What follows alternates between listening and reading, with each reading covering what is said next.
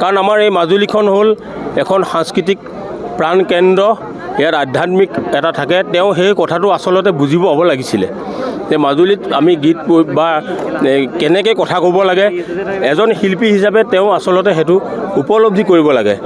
স্থান কাল পাত্ৰ চাই পেলাই তেওঁ বাক্যবোৰ প্ৰয়োগ কৰিব লাগে।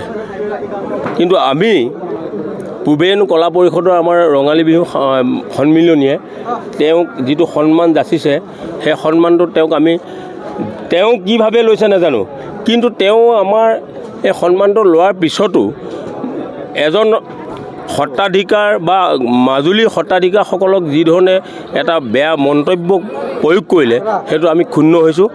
তেওঁ চৰি বুলি কৈছে হয়, কিন্তু হ'লেও এজন শিল্পী হিচাপে মাজুলীৰ সাংস্কৃতিক প্ৰাণকেন্দ্ৰত তেনেকুৱা বাক্য আচলতে প্ৰয়োগ কৰিব নালাগিছিল। আচলতে মই অনুষ্ঠানটোৰ সম্পাদক হিচাপে মাজুলীৰ সন্তান হিচাপে এইটোৱে ক'ম যে আপুনি কোৱা কথাটো যে সত্ৰাধিকাৰসকলক যে তেওঁলোকে টাৰ্গেট কৰি লৈছে, সেইটো নকওঁ মই। কিন্তু আচলতে তেওঁ এটা বিভিন্ন পৰিৱেশত বিভিন্ন পৰিস্থিতিত আমাৰ জুবিন গাৰ্গক চবেই জানে যে বিভিন্ন শব্দ ওলাই যায়, শব্দই ব্ৰহ্ম।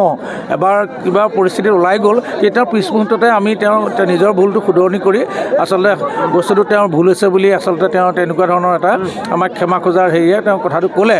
গতিকে আমি ভাবিছোঁ এইটো বিতৰ্ক হ'ব নালাগে। আৰু তেওঁ আচলতে গম পায় জুবিন গাৰ্গ অকণমান খাৰাংখাচ মানুহ, কথাবিলাক অকণমান সৰু ল'ৰাৰ নিচিনাকৈ বা নভবা নিচিনাকৈ কৈ দিয়ে। সেইকাৰণে কিন্তু আমি সত্ৰাধিকাৰ প্ৰভুৱেও খুব হেৰি পোৱা নাই। তেওঁ পিছত কথাটো অলপ ভুল বুলি ভাবি পিছৰ পৰ্যায়ত তেওঁ আমাক এইটো বস্তুটো কোৱাটো বেয়া হ'ল বুলি তেওঁ আমাৰ আনুষ্ঠানিকভাৱে ঘোষণা কৰিছে। ভাবিছোঁ এইটো ইমানতে বিতৰ্কটো শেষ কৰিব। যিহেতু জুবিনদাৰ জানে কিছুমান শিশুসুলভভাৱে কিছুমান শব্দ মুখৰ পৰা ওলাই যায়, সেইটো কাৰণে আশা কৰোঁ এনেকুৱা ধৰণে তেখেতে আৰু শব্দ ক'তো প্ৰয়োগ নকৰক। বাকী আপোনালোকে এই বস্তুটো আৰু ইমানতে ৰাখিব বুলি আমি আশা কৰিম।